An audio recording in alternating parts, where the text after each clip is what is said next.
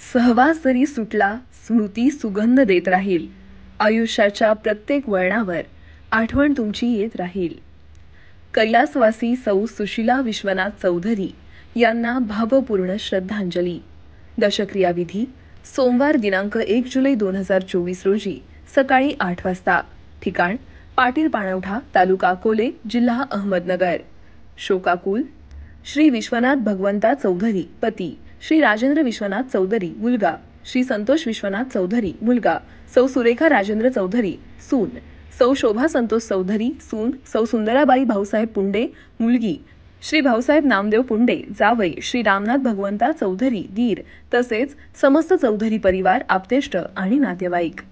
या प्रसंगी हरिभक्त पारायण राजेंद्र महाराज सदगीर यांचं प्रवचन होईल.